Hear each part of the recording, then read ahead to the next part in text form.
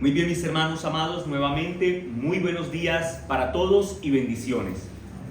Hermanos, hoy vamos a estar meditando, seguimos en la exposición de Juan, y hoy vamos a estar considerando el capítulo 2, versículo 1 al 11. En Reina Valera creo que el título es Las bodas de Cana. Okay. Y es justamente de lo que hablaremos hoy, las bodas de Cana.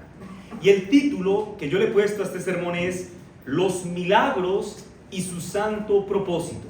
Los milagros y su santo propósito. Aunque nuestro hermano ya leyó el texto que vamos a estar exponiendo, yo los invito a que todos allí en Juan capítulo 2, versículo 1 al 11, leamos nuevamente la palabra del Señor, porque cuán beneficioso nos es escuchar una y otra vez la palabra de Dios. Leamos versículo 1 en adelante. Al tercer día se hicieron unas bodas en Cana de Galilea, y estaba allí la madre de Jesús, y fueron también invitados a las bodas Jesús y sus discípulos. Y faltando el vino, la madre de Jesús le dijo: no tienen vino. Jesús le dijo: ¿qué tienes conmigo, mujer? Aún no ha venido mi hora. Su madre le dijo a los que servían: haced todo lo que os dijere. Y estaban allí 6 tinajas de piedra para agua conforme al rito de la purificación de los judíos, y en cada una de las cuales cabían 2 o 3 cántaros. Jesús les dijo: llenad estas tinajas ¿de qué? De agua. ¿Y las llenaron hasta dónde? Hasta arriba. Entonces les dijo: sacad ahora y llevadlo al maestresala o maestro de ceremonia. Y se lo llevaron. Y cuando el maestresala probó el agua hecha vino, el milagro, el agua hecha vino, vino sin saber él de dónde, sin saber él de dónde era, aunque lo sabían los sirvientes que habían sacado el agua, llamó al esposo y le dijo: todo hombre sirve primero el buen vino, y cuando ya han bebido mucho, entonces el inferior, mas tú has reservado el buen vino hasta ahora. Versículo 11. Este principio de señales hizo Jesús en Cana de Galilea, y manifestó ¿qué? Su gloria, y sus discípulos creyeron en él. Amén. Mientras empecé a estudiar para elaborar este sermón, el Señor me concedió recordar que cuando yo empecé a leer el Nuevo Testamento, y yo no sé si a ustedes les ha pasado algo así, pero hace ya casi 16 años cuando el Señor me llamó a salvación, y yo recuerdo empezar a leer las historias, sobre todo los evangelios que siempre me cautivaron, y yo empezaba a leer estos eventos en los que el Señor Jesús realizaba un milagro. Para mí era emocionante. Yo estaba como leyendo una película en la que estaba muy emocionado y muy maravillado de ver los milagros que Jesús hacía. Siempre, mis hermanos, ver cómo Jesús sanaba a un leproso, le daba vista a un ciego, resucitaba a un muerto o convertía agua en vino, era algo que a mí particularmente me daba mucha emoción. Pero yo recuerdo también cómo tiempo después, en la medida en la que el Señor me ha ido permitiendo profundizar en la formación teológica, académica, en algún momento llegaron a mis manos los escritos de quienes se conocen hoy en día como los de la teología liberal del siglo XIX. Por la gracia del Señor, mientras yo empecé a leer estos escritos, hermanos, que nada hay que encontrar ahí bueno, de antemano lo digo, mientras empecé a leerlo, el Señor me permitió rápidamente discernir que estos hombres estaban muy equivocados, pues los escritos de los teólogos de la teología liberal del siglo XIX basan sus afirmaciones en presuponer que no hay reacciones o acciones sobrenaturales. En otras palabras, la presuposición de la teología liberal es antisobrenaturalista, contra lo que es sobrenatural. Es decir, para un teólogo de la teología liberal del siglo XIX, los milagros no son milagros, sino que deben ser actos que se expliquen por todo menos por algo sobrenatural. O sea, lo puedes explicar por lo que quieras, menos que sea algo sobrenatural. De hecho, para controvertir el milagro que acabamos de leer, agua H2O, que se convierte en fruto de la vid fermentado en vino, para controvertir este evidente milagro, los de la teología liberal dijeron que esto no era un hecho histórico, sino que más bien se había tratado de algo así como un malentendido. Lo que ellos dicen es esto: que Jesús jocosamente le ordenó a los sirvientes que sirvieran agua, pues finalmente todos iban a estar borrachos y no iban a darse cuenta de lo que pasaba. Así que el maestresala tomó un poco y, siguiendo el ritmo de la broma, dijo: ¡Hoy! Este es el mejor vino que he tomado en toda mi vida. Escuchen esto, escuchen el nivel de suposición. Y había alguien pasando que escuchó que el maestresala dijo que este era el mejor vino de su vida, pero él sabía que era agua, entonces dijo: ¡Oh, voilà! Esto es un milagro. Y entonces, dicen ellos, se creó el mito del milagro. Yo creo que hay que tener mucha imaginación para poder soportar tal idea. ¿Por qué? Porque el texto, mis hermanos, en ninguna parte, como lo podemos ver en el español, pero aún si observáramos el texto en su idioma original, en ninguna parte sugiere que este no sea un hecho histórico o que no sea un evento totalmente fidedigno, digno de credibilidad. Es más, el texto argumenta que lo que está ocurriendo aquí es un milagro en el que agua se convierte en vino, y no en cualquier vino, sino en vino de primera calidad, pero que además este milagro tuvo un impacto profundo en aquellos hombres, 6 discípulos que acababan de empezar a seguir a Jesús apenas la semana pasada. ¿Lo recuerdan? Muy bien. Los abanderados de la teología liberal, dentro de su cosmovisión, tienen el propósito, entonces, como niegan lo que es sobrenatural, entonces es natural para ellos presentar a Cristo como una persona común y corriente que no puede tener atributos divinos. En otras palabras, ellos tratan de explicar que el Hijo de Dios debe encajar perfectamente y en su totalidad en la categoría de un ser humano. ¿Y nosotros estamos de acuerdo que Cristo era plenamente hombre? Sí, pero también debemos, por las Escrituras, afirmar que Cristo es plenamente Dios. Hermanos amados, cualquier intento por explicar a Jesús como un simple hombre no puede hacerle justicia a los hechos mismos de la vida de Cristo, pero tampoco pueden hacerle justicia a su muerte y mucho menos a su resurrección. Pues las Escrituras nos enseñan que Cristo, mis hermanos, no es cualquier hombre. Aunque es plenamente un hombre, Él es plenamente Dios. Y este que es plenamente Dios se hizo carne, se encarnó, haciéndose un hombre. Pero escuchen, el hecho de que se haya hecho plenamente hombre no sugiere en ningún sentido que Cristo se haya despojado de su naturaleza divina. Él siguió siendo plenamente Dios. Por lo tanto, es imposible, argumentativamente hablando y teológicamente también, es imposible eliminar los elementos milagrosos de la vida de Jesús. ¿Por qué? Porque aunque Él es un hombre, Él al mismo tiempo es Dios. Así que los elementos milagrosos no se pueden quitar. Podría entonces decirse, mis hermanos, que a diferencia de lo que creen los de la teología liberal, que no me atrevo en ningún sentido a decir que son hermanos, podría decirse que las acciones milagrosas de Jesús no son un obstáculo para una correcta teología. Por el contrario, las acciones milagrosas realizadas por Cristo constituyen una prueba irrefutable de quién es Él, que Él es Dios. Ahora, yo sé que esto probablemente lo he dicho en los 8 o 9 sermones que llevamos de este evangelio, pero es que no quiero que lo pierdan de mente. Recordemos que Juan, al escribir este evangelio, tenía un propósito. ¿Cuál era su propósito? Que las personas creyeran en Jesús, entendieran que Él es Dios y por tanto tuvieran vida eterna. ¿En dónde está ese propósito? Deberíamos aprendernos este texto de memoria. Juan capítulo 20, versículo 21 es el propósito del evangelio. Pero estas cosas se han escrito para que creáis que Jesús es el Cristo, el Hijo de Dios, y para que creyendo en Él tengáis vida en su nombre. Ese es el propósito. Ahora, ¿por qué hago que recordemos el propósito?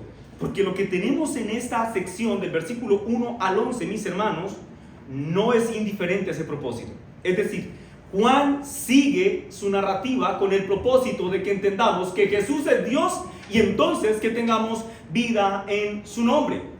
Para eso se escribió este milagro, para que tengamos vida en el nombre de Jesús. Ahora, Acabamos de iniciar en el capítulo 2 con la tercera sección del Evangelio. La primera sección del 1 al 18, que es el prólogo.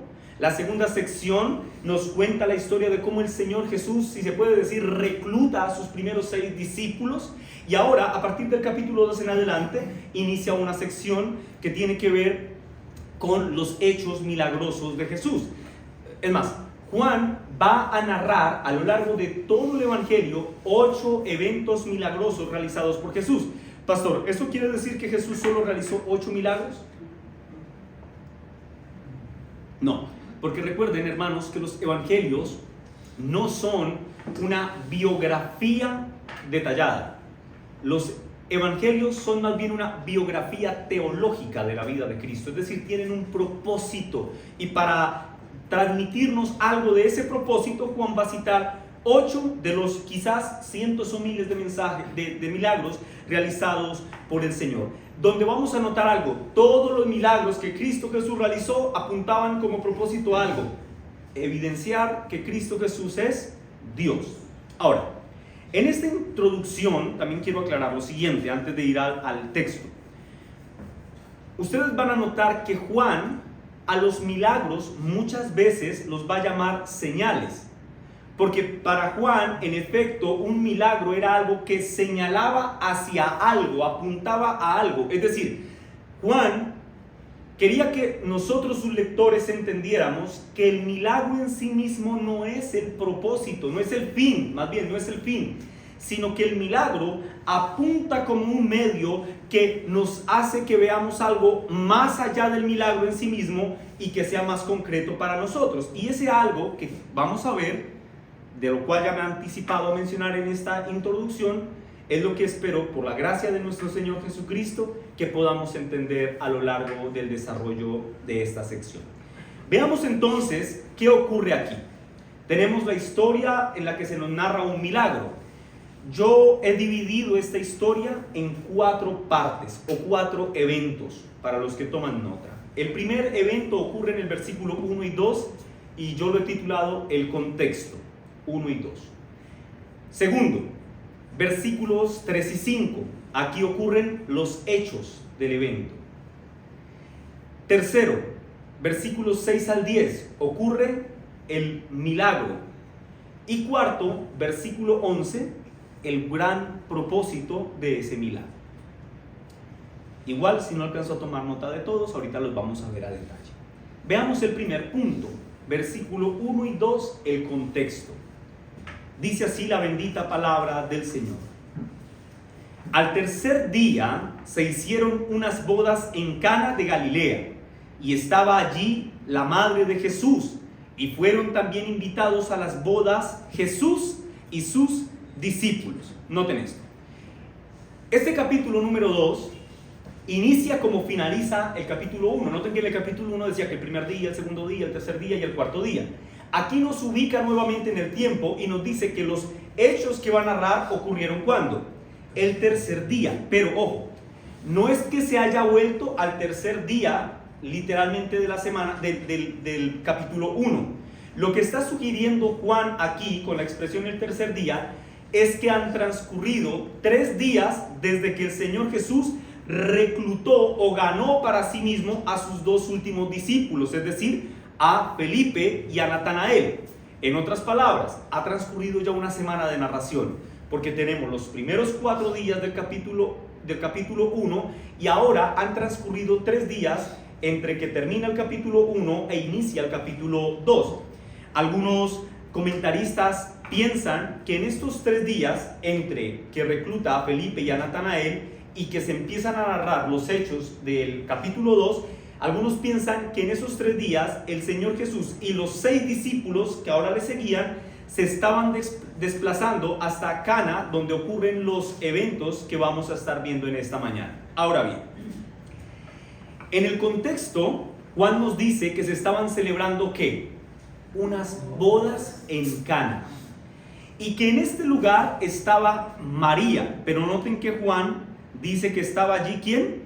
La madre de Jesús. Nota, Juan nunca se refiere a María como María, sino como la madre de Jesús, por un sentido que Juan tenía como lo veremos al final del Evangelio, de sumo respeto hacia esta mujer. Ahora, si uno observa bien, uno puede notar que María era una invitada importante a esta celebración. Algunos incluso piensan que María pudo haber sido familiar de la familia del novio o naturalmente del novio mismo. ¿Por qué? Porque María, si ustedes lo notan en la narración, tiene una participación activa en la forma en la que se está llevando la ceremonia, tanto que ella es la que se da cuenta que se acaba el vino y busca cómo solucionar esto. Esto dentro de la cosmovisión judía no lo puede hacer cualquier persona, lo tenía que hacer alguien que estuviera encargado con una función, y las funciones se le encargaban a alguien muy cercano a la familia o a un familiar de la familia del novio. Es importante también mencionar que en el Antiguo Oriente, donde están pasando esta historia, existe un gran elemento de responsabilidad en el novio y su familia en torno a la celebración de una boda. Por ejemplo, si los invitados no quedan satisfechos de la fiesta que se realizó, pueden emprender acciones legales contra el novio y la familia por no dar una fiesta a la altura.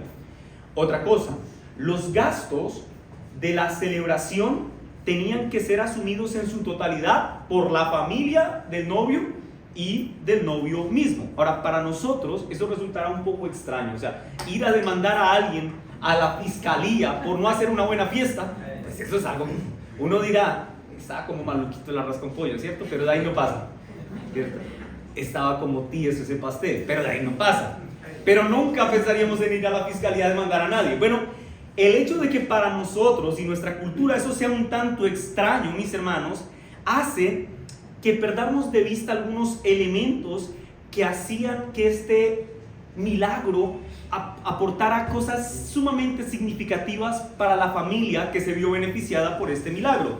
Pues el punto es este: el Señor Jesús, cuando convierte el agua en vino, no solo está satisfaciendo el capricho de alguien por querer tomar más vino, sino que de alguna forma en este milagro el Señor está librando al novio y a su familia de pasar por una situación penosa, vergonzosa o de enfrentar un meollo legal. Podría entonces decirse, mis hermanos, que la presencia de Cristo en esta boda nos provee por lo menos una primera aplicación espiritual de nuestro sermón, y es que lo que vemos de este contexto de Cristo en una boda y resolviendo el problema de una boda para que la boda se celebre correctamente, mis hermanos, es una clara manifestación de que Jesús aprueba, santifica la sagrada institución del matrimonio, del vínculo pactual entre un hombre y entre una mujer. Ahora bien, noten que hay otro detalle.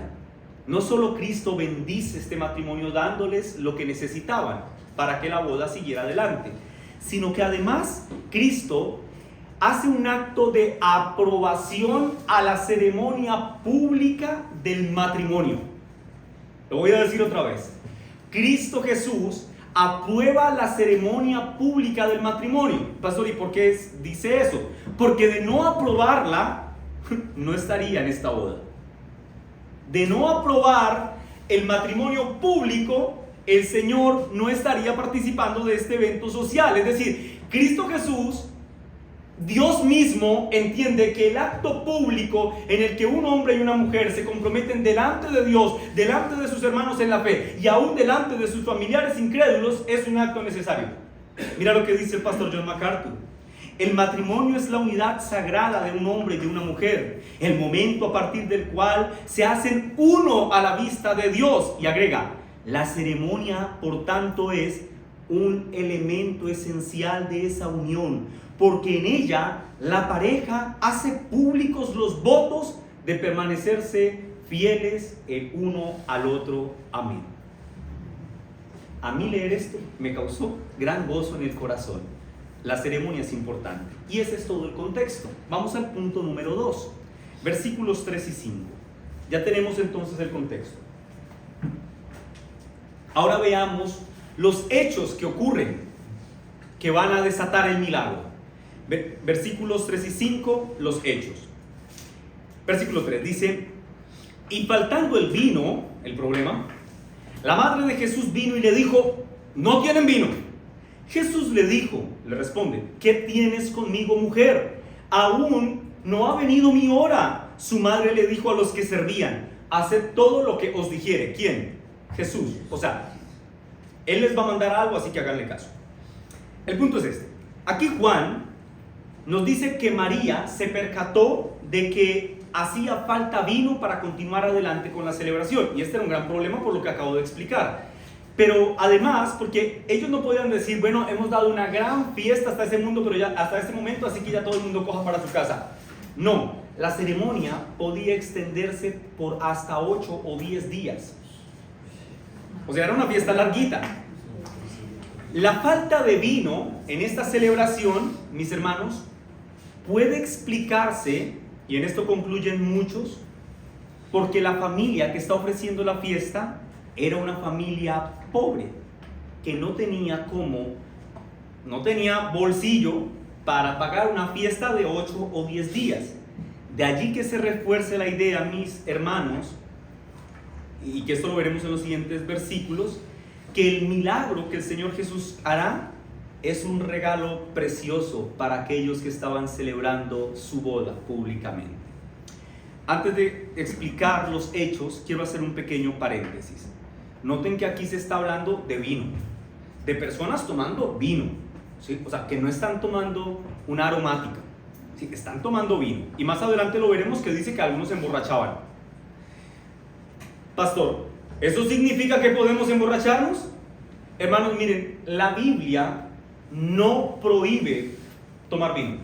Es más, si ustedes leen con detenimiento Primera de Timoteo capítulo 5, ustedes verán cómo Pablo le dice a Timoteo que por favor no tome más agua, sino que tome vino para que eso trate los malestares estomacales de los que él tanto se queja. Toma vino para que esto te haga un beneficio. O sea, incluso en ese contexto se promueve el que Timoteo, el pastor de Éfeso, tomara vino. Pero, ¿eso significa que nos podemos emborrachar? No, porque la Biblia categóricamente una y otra vez condenan la embriaguez como un pecado de insensatez. Una y otra vez la Biblia habla de la embriaguez como un pecado serio. Ahora, nosotros vivimos en una sociedad golpeada por el consumo de sustancias psicoactivas y muchos de nosotros incluso tenemos un pasado que llevamos a cuestas situaciones gravosas en las que teníamos alguna debilidad con alguna sustancia como el alcohol. En ese escenario, ese hermano debería abstenerse completamente de tomar siquiera una gota. Muy bien, cerremos el paréntesis. Ahora sí vayamos al texto. Como ya lo dije, la falta de vino en esta celebración supondría una mancha, una vergüenza para los anfitriones, pero además implicaba que pudieran afrontar alguna situación legal. En ese contexto, María se le acerca a Jesús y le hace saber sobre la dificultad que van a enfrentar porque no hay vino. De alguna manera, María, con esta acción de ir a buscar a Jesús, muestra que ella tenía plena confianza en que Jesús podía hacer algo. También esto podría explicarse por el hecho de que para este punto lo más probable es que José, su esposo, ya hubiera muerto. Por esa razón no recurre a él. Pero una razón que explica a más satisfacción el por qué confía tanto en Jesús tiene que ver con que ella confía en quién es Jesús. Recuerden esto, María, hasta este momento María era la única que sabía quién era Jesús. ¿Quién era Jesús? Bueno, hablo de su familia. Ella sabía que él era el Mesías prometido. Ella había visto a su hijo crecer. Ahora, todos los que tenemos niños o nos hemos relacionado con niños, sabemos cuán impíos pueden ser nuestros hijos. Pero Jesús nunca pecó, ni cuando fue bebé, nunca. Imagínense convivir con alguien que tuvo una vida perfecta. ¿Eso sería evidente para nosotros? Desde luego. O sea, si el que es piquiña se hace notar, ahora imagínense en alguien que sea santo, santo, santo. todo el mundo tendría que ver lo diferente que era Jesús. Y bueno, ella vio esa vida perfecta en él.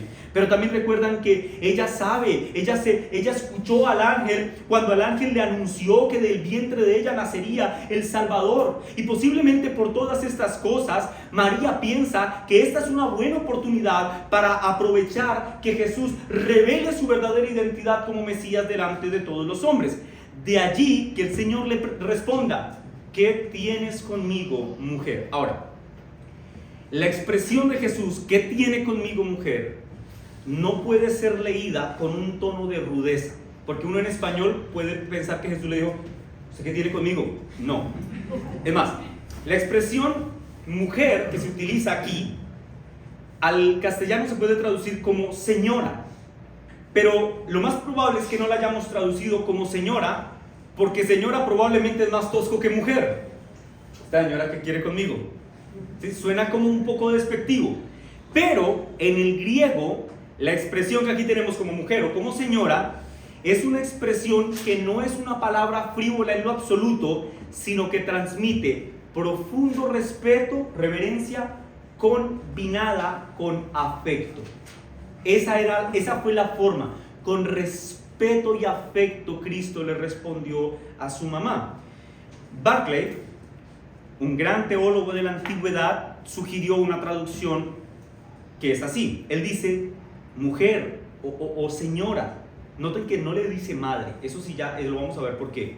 Mujer o señora, yo voy a arreglar esto a mi manera. O sea, como no te preocupes, tú no te preocupes por esto, yo lo voy a resolver. Esta es la expresión. Ahora, noten esto. Jesús no se está negando a la solicitud. Una lectura rápida pareciera que él se está negando, pero él no se está negando a la solicitud. Pero lo que sí está haciendo en esta respuesta es que ya no se va a relacionar con María como se había relacionado hasta ahora. Ya no es, pudo haberle dicho: mamá, tranquila, no te preocupes, yo lo voy a resolver. Decide decirle: señora, no te preocupes, yo lo voy a responder. ¿Por qué?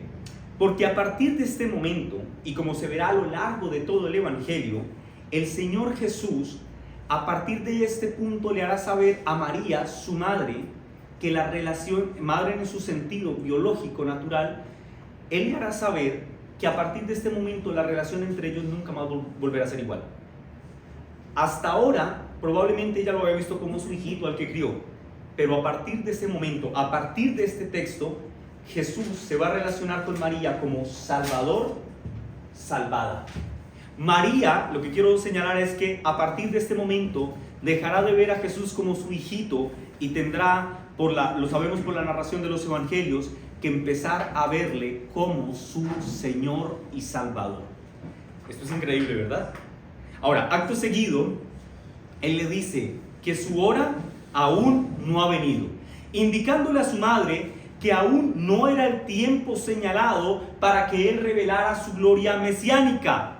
Mas aún, Él, al realizar el milagro, daría inconfundibles pruebas de que Él no era un hombre común y corriente. En el versículo 5 dice: su madre le dijo a los que servían: haced todo lo que os dijere.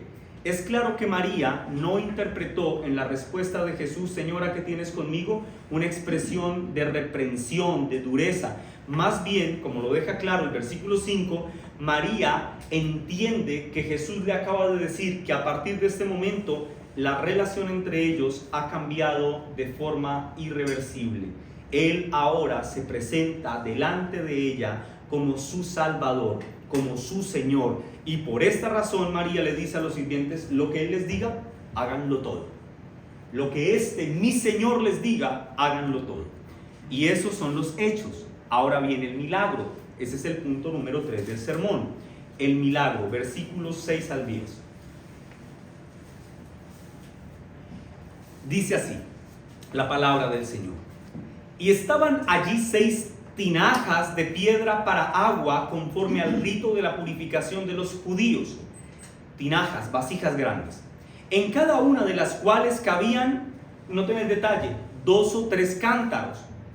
Dice: y Jesús les dijo: llenad estas tinajas de agua, y las llenaron hasta arriba. Entonces Jesús les dijo: sacad ahora y llevadlo al maestresala, y se lo llevaron. Cuando el maestresala probó el agua, ¿qué? echa vino, sin saber él de dónde era, aunque lo sabían los sirvientes que habían sacado el agua, llamó al esposo y le dijo: todo hombre sirve primero el buen vino, y cuando ya han bebido mucho, entonces el inferior, mas tú has reservado el buen vino hasta ahora. Bueno, ahora Juan el evangelista nos dice que Jesús se dirigió con los sirvientes al lugar en el que habían una habitación en el que habían 6 tinajas, 6 vasijas de piedra grande. Y agrega un detalle, que en esas, sabemos que son grandes, porque en esas tinajas cabían entre 2 y 3 cántaros de agua.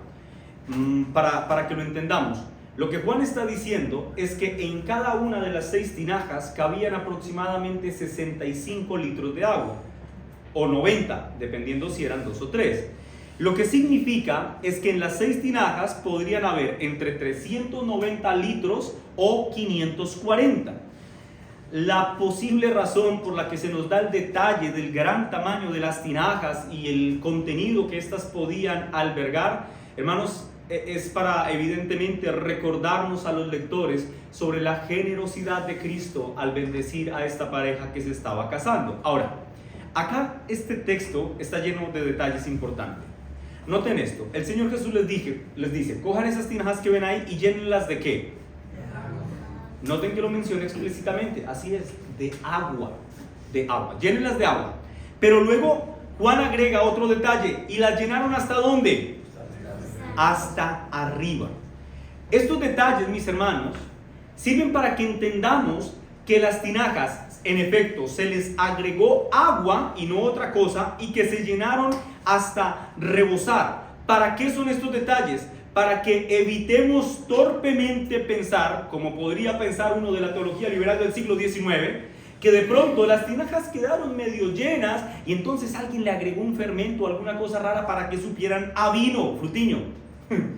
No, eso no fue lo que pasó, porque Juan dice que las llenaron de solo agua y que además las llenaron hasta el borde. Lo que Juan quiere que entendamos es que lo que ocurrió aquí no puede ser explicado a través de nuestro razonamiento, sino que lo que ocurrió en efecto fue un milagro.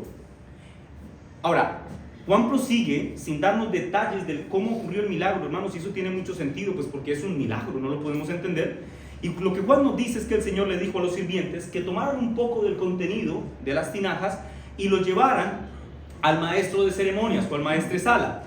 Y dice el texto que cuando el hombre probó el contenido de las tinajas se asombró y manda a llamar al esposo, o él mismo va y lo busca y le dice: todo hombre sirve primero el buen vino, y cuando ya han bebido mucho, entonces el inferior, mas tú has reservado el buen vino hasta ahora. Lo que dice Juan es esto: que después de que el maestresala probó el mejor vino que nunca antes haya probado en su vida él y cualquier hombre sobre la faz de la tierra, porque Cristo fue el que lo hizo, quedó impactado, y entonces habla con el novio y le dice que ha hecho algo fuera de lo común, pues lo que era usual es que los anfitriones de la fiesta primero dieran el vino de mejor calidad cuando los sentidos del gusto aún estaban agudizados, y luego cuando el vino ya surtiera efecto en el organismo de estos individuos y Juan dice que ya hubieran bebido mucho, es decir, que estuvieran borrachos, entonces le dieran el vino de peor calidad. El maestresala dice: lo que has hecho es atípico. Hermanos, esto que estamos narrando es el milagro de la transformación. Es un milagro en el que Jesús transforma una sustancia en otra sustancia. Un milagro en el que agua pura se convierte en fruto de la vid fermentado. Lo que tenemos, mis hermanos, aquí en esta narrativa, a juicio de nuestra observación natural, es un evento que naturalmente es contrario al entendimiento natural que nosotros tenemos del mundo. Esto no lo podemos explicar. Es decir, lo que el Señor Jesús hace es una acción claramente sobrenatural que solo puede ser explicada por el hecho de que Jesús no es un hombre común y corriente. Él no es cualquier hombre. sino que como ya Juan mismo lo advirtió en el versículo 1, capítulo 1 de este libro, Juan ha dicho que Jesús es Dios. Recuerden, Juan 1:1 dice, en el principio era el verbo, y el verbo era con Dios, y el verbo era Dios. Es decir, él podía hacer este milagro porque para él no hay limitaciones. Jesús es Dios y por tanto puede convertir el agua en vino, o lo que quiera hacer lo puede hacer porque él es Dios. Ahora bien, todo lo anterior termina por llegar a su clímax en el versículo 11, en donde Juan el evangelista concluye esta narración recordándonos, o más bien haciéndonos saber el por qué Jesús convertiría agua en vino. O sea, ¿cuál es el sentido de que el Señor Jesús fue a una boda y cogió 540 litros de agua y los convirtió en vino? ¿Para qué? Versículo 11, ese es el cuarto punto del sermón, el gran propósito del milagro. Versículo 11. Este principio de señales hizo Jesús en Cana de Galilea, ¿y qué? Manifestó su gloria y sus discípulos creyeron en él. Amén. Lo que Juan dice, mis hermanos, en esta conclusión es maravilloso. Noten lo primero. Lo primero que hace Juan es hacer un apunte sobre la localidad en la que ocurre el milagro. Pero él ya lo había dicho antes. Pero aquí quiere repetirnos que el milagro ocurrió en Cana de Galilea. La razón por la que Juan menciona una y otra vez la ubicación geográfica, mis hermanos, de hecho que es una tendencia muy usual en los escritos de Juan, tiene como propósito probar que los acontecimientos que él está narrando son acontecimientos verdaderos, fiables y corroborables histórica y geográficamente. Esto es contrario a lo que piensan los de la teología liberal del siglo XIX. Juan quiere que nadie tenga dudas que este evento ocurrió y que ocurrió tal y como lo ha narrado, que lo que pasó aquí no fue un chisme, no fue un malentendido, sino que fue un milagro. Ahora, luego de esta mención, Juan nos deja saber que el milagro de convertir agua en vino en sí mismo no es el fin, sino que más bien agua que se convierte en vino era un medio. Es decir, el Señor Jesús no realizó el milagro de convertir agua en vino para quedar bien delante de todos. Como si se tratara de un amigo en una reunión que sabe hacer trucos con cartas y hace ciertos truquitos para entretener a todo el mundo. No, mis hermanos, el Señor Jesús no es un mago que esté entreteniendo a nadie. El Señor Jesús realiza este milagro para que a través de esta acción sobrenatural que Él está realizando, sus escogidos, este es el énfasis, sus escogidos, sus discípulos, pudieran ver esta señal que apuntaba hacia algo glorioso, y no es el milagro en sí mismo, sino que apuntaban hacia Cristo y su identidad como Dios. Podría decirse, mis hermanos, que el milagro es como una ventana del cielo que se abre durante algún periodo de tiempo, por lo general breve, y que por medio de esta ventana abierta el pueblo de Dios puede ver con claridad la gloria manifestada de Cristo, y entonces nuestra fe en Él puede crecer. ¿Qué fue lo que pasó con ellos? El milagro en sí mismo, mis hermanos, no es lo asombroso de la narración, sino es un medio por el cual Cristo estaba llamando a su pueblo, pues el milagro apuntaba a Cristo como aquel Dios que tiene la capacidad de transformar. Él es el Dios que transforma. Este milagro le está enseñando a sus discípulos y a nosotros que Jesús obra el milagro de la transformación para que su gloria sea manifiesta. Es decir, el milagro, por decirlo de alguna manera, es el sello que certifica lo que verbalmente ya se ha dicho de él. Recuerden que Juan en su prólogo dijo que en el principio era el verbo, y el verbo era con Dios, y el verbo era Dios. Esto es una expresión verbal. Luego Juan el Bautista en el desierto, ¿qué dijo de Jesús? He aquí, este es el Cordero de Dios que quita el pecado del mundo. Esta es una expresión verbal, lo que ocurrió allí en el Jordán. Pero el milagro está certificando que todo lo que se dijo de Jesús es cierto. El milagro deja completamente claro a los 6 discípulos que Él, a quien están siguiendo, este hombre a quien están siguiendo, en efecto es el Mesías y no cualquier hombre. Ahora, hermanos, no olvidemos ni por un instante, y en esto quiero ser muy repetitivo, que Juan tiene un propósito al escribir este evangelio. ¿Cuál es el propósito? Que quienes le leen vean en Jesús que es el Hijo de Dios, crean en Él y tengan vida eterna. ¿Cuál es el texto que devela el propósito de este evangelio? Juan 20:21, que dice: pero estas cosas se han escrito para que creáis que Jesús es el Cristo y el Hijo de Dios, y para que creyendo en Él tengáis vida en su nombre. Ese es el propósito general del evangelio.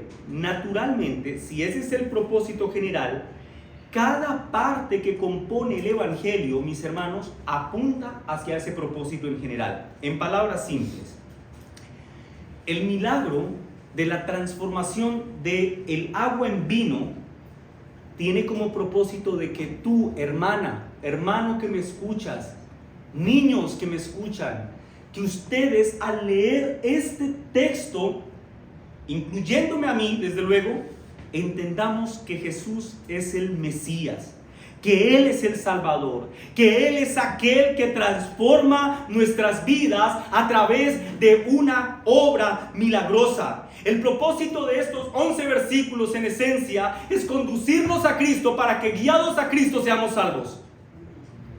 Dios quiere salvarnos de nuestra inminente condenación si no nos arrepentimos a través de este texto, mis hermanos. Que conozcamos al Hijo de Dios, que creamos, mis hermanos, que Él es el que da vida a los hombres, que pongamos nuestra confianza en Él para que, como dice el propósito del texto, creyendo en Él tengamos vida en su nombre. El propósito, mis hermanos, es que entendamos que Jesús es el Hijo de Dios, el Cordero de Dios que quita el pecado del mundo, y que Él obra en nosotros a través de su vida perfecta, de su muerte y de su resurrección, el milagro de la transformación, en donde nos pasa de muerte espiritual a vida espiritual. Lo que Juan quiere, inspirado por el Espíritu Santo, es que si tú no estás a cuentas con el Salvador en un término salvífico, porque tú puedes decir: yo conozco de las cosas de Dios desde que tenía 5 años, yo he ido a la iglesia, yo he escuchado sermones, sí, pero tú eres salvo. Lo que Juan quiere es que tú vengas en arrepentimiento y fe delante de aquel en quien podemos tener vida en su nombre. Juan dice que en esta señal milagrosa Cristo manifiesta su gloria. Pero noten esto: esa gloria del milagro, que queda evidenciada por el milagro de que Jesús es Dios, esa gloria, ¿todos la percibieron? No. Esa gloria quedó velada para algunos. Miren lo que dice Ken Gurd. Dice: es fácil pasar por alto esta idea. Aquella gloria no fue manifestada en un palacio imperial de Roma, o en un templo, o en el templo de Herodes en Jerusalén, o en el Acrópolis de Atenas, sino que esta señal ocurrió en una aldea pobre de Cana, en un oscuro rincón de Galilea. Noten esto: Juan nos dice del efecto que la señal tuvo sobre ¿quiénes? Sobre los discípulos, pero escuchen, mis hermanos, nada dice sobre el efecto que la señal tuvo sobre el maestresala y sobre los sirvientes que vieron a Jesús hacer el milagro. Ellos fueron testigos cuando le dijo: llénenme esa tinaja, ahora llévenle el vino. Ya lo convirtió. Ellos vieron lo que pasó, pero Juan no nos dice nada de ellos. Solo nos dice que sus discípulos, ellos vieron la gloria y entonces creyeron en Jesús. Esta expresión de ver, de creer, tiene que ver con la palabra griega rieu, que es una referencia a que ellos fijaron con atención, pusieron sus ojos de una forma especial en Cristo. Por eso Juan dice que ellos creyeron en Él. No es que no fueran ya sus discípulos, ya lo eran, pero este milagro detonó en ellos un interés más profundo en Cristo. Si tenía alguna duda uno de ellos, la duda fue disipada, porque Cristo había hecho un milagro que certificaba que en efecto Él es Dios. Ahora yo quiero empezar a concluir este sermón haciendo algunas preguntas. ¿Quiénes pueden ver la gloria de Cristo y creer en Él? ¿Todos los hombres? No, mis hermanos. Quienes pueden ver la gloria de Cristo y pueden creer en Él son aquellos que por la inconmensurable gracia de Dios fueron escogidos desde antes de la fundación del mundo y dados por el Dios Padre al Dios Hijo como el pueblo que Él gobernaría.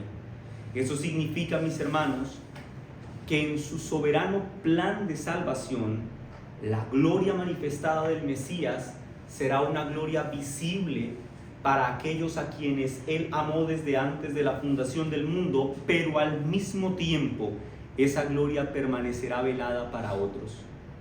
Eso explica por qué, aunque ustedes reúnan a 1000 personas y a todas les predique el Evangelio hará efecto en unos y no en todos. Los discípulos de Jesús, ellos ya habían escuchado el testimonio de que Jesús era el Cordero de Dios que quitaba el pecado del mundo.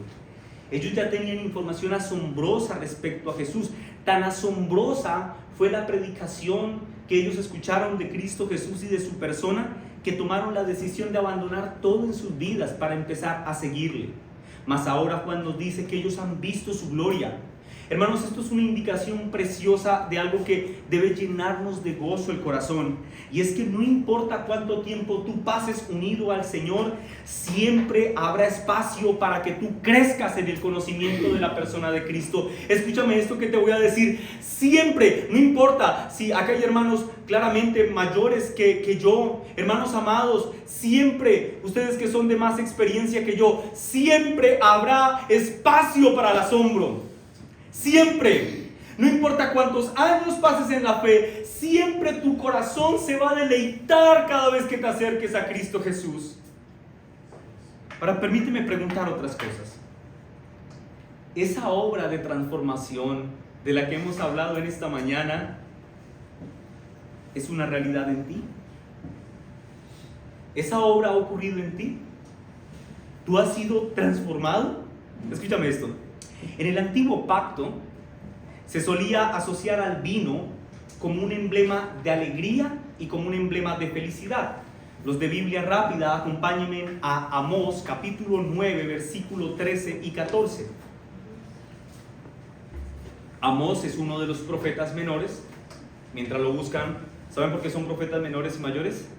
No es porque haya mayor importancia en uno o en otros, porque todo es palabra inspirada de Dios, es por el tamaño del libro. Si era más chiquito, poquito, pues era menor. Y si era grande como Isaías, era profeta mayor. Bueno, dicho este comentario, leamos lo que dice la palabra del Señor en Amós 9, 13 y 14. Dice, ¿estamos allí, hermanos? Amén. Vienen días, afirma el Señor, en los cuales el que ara alcanzará al segador y el que pisa las uvas al sembrador. ¿Qué dice allí? Los montes destilarán vino. Yo lo estoy leyendo de Nueva Versión Internacional, no lo advertí antes, para que el mosto es el vino.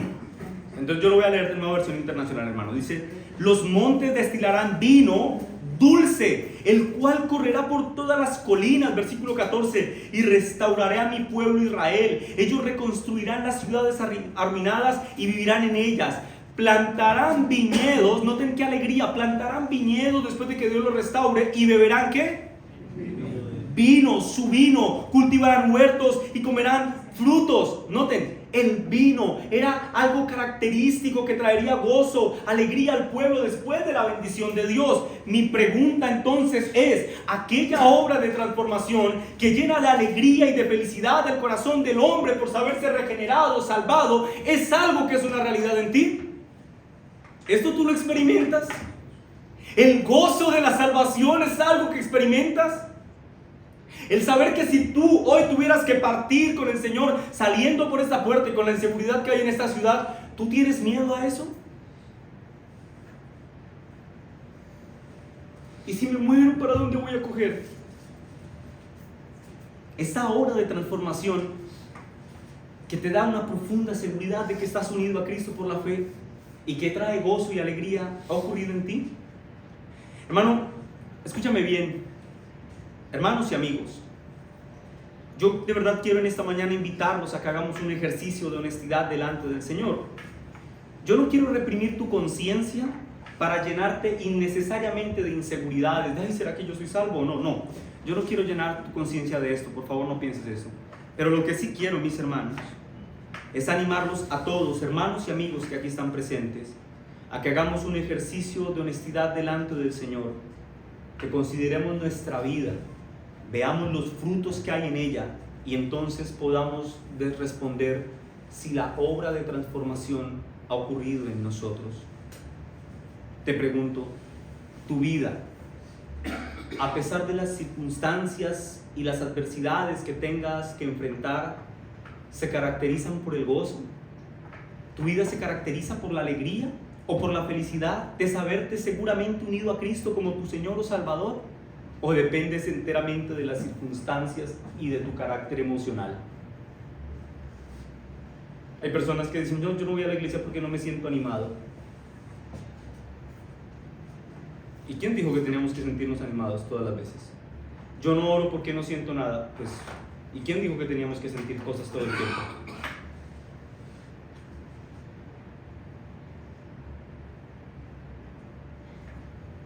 Si después de hacer este análisis interno que te suplico que lo hagas, si después de hacer esta introspección cristocéntrica en tu corazón descubres que hay baches, que hay vacíos y que en definitiva tú no logras identificar que esa obra de transformación, esa obra de redención ha ocurrido en ti y tú sabes que no ha ocurrido en ti, yo te animo a que vengas hoy en arrepentimiento y fe delante del Señor, que presentes tu vida delante de aquel que puede transformar el agua ordinaria en fruto de la vid. Ven delante de aquel que puede pasarte de muerte espiritual a vida espiritual y que cuando esto ocurre trae gozo y alegría perpetua al corazón de aquel que se ve beneficiado de esta obra milagrosa. Ven delante de aquel que transforma el corazón de los hombres y los pasa de muerte a vida en Cristo Jesús por siempre y para siempre. Amén. Vamos a orar, hermanos.